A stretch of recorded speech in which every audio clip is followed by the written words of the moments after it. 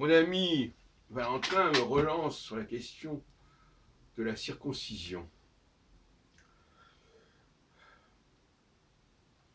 Sujet délicat, effectivement. Je vais d'abord préciser que, quelque part, être circoncis, c'est être délivré. Puisqu'on nous enlève quelque chose. Donc être circoncis, c'est être débarrassé de quelque chose, d'être délivré de quelque chose. Et c'est à ce titre-là qu'il y a alliance. L'alliance est une délivrance. Et dans la Genèse, il est écrit effectivement que la circoncision est le signe de l'alliance. Brit Mila. Brit, l'alliance. Qu'on trouve dans Brit Hadasha, justement, la nouvelle alliance, dans Jérémie 31.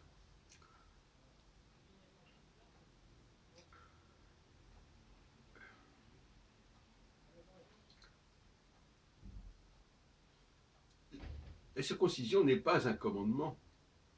Elle fait partie des commandements. Et elle n'est pas mentionnée non plus d'ailleurs dans Jérémie 31.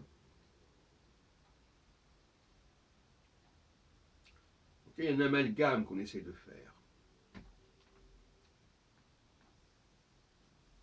En nous faisant croire, paradoxalement, que la circoncision, ou le refus de la circoncision, c'est la marque de la nouvelle alliance. Il faut chercher celle-là.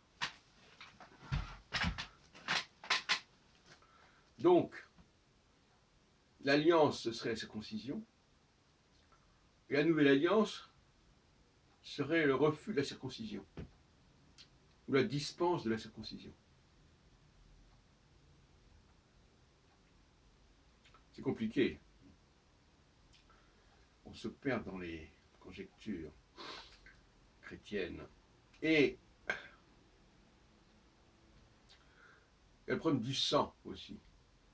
La circoncision du sang. Qui serait remplacée par celle de l'esprit.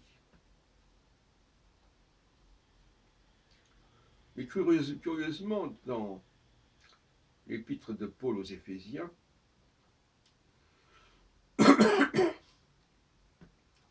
on nous dit que le sang du Christ dispense de la circoncision.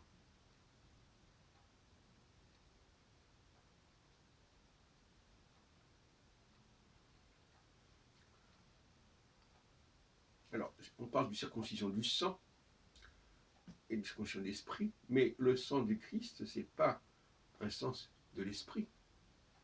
C'est un sang bien réel. Là, il y a aussi quelque chose qui est assez confus.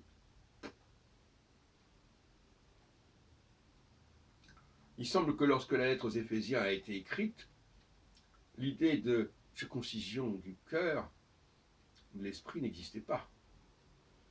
Sinon, on n'aurait pas écrit, Paul n'aurait pas écrit ce qu'il a écrit, à savoir que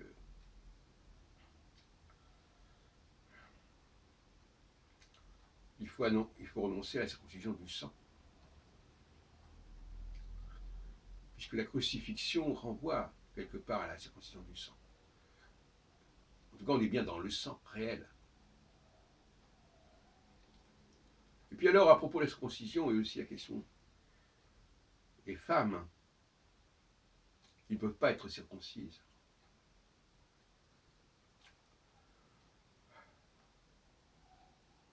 Le problème des femmes rabbins, et puis le problème de la matrilinéarité.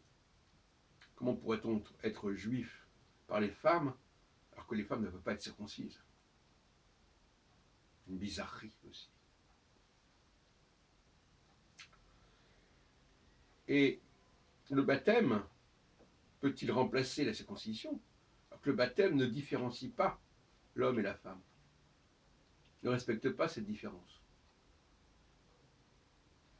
Donc ce n'est pas du tout substituable ça ne peut pas valoir pour la circoncision, le baptême, puisque ça ne respecte plus la dualité du masculin et du féminin, qui, entre parenthèses, est une dualité quand même importante dans le premier chapitre de la Genèse. Nous en resterons là. Mais je voudrais quand même préciser que l'islam, lui, a considéré, à tort ou à raison, que la circoncision était une chose importante.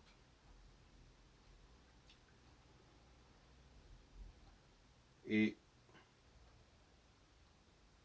donc, en ce sens-là, il est proche de la vérité, davantage que les chrétiens.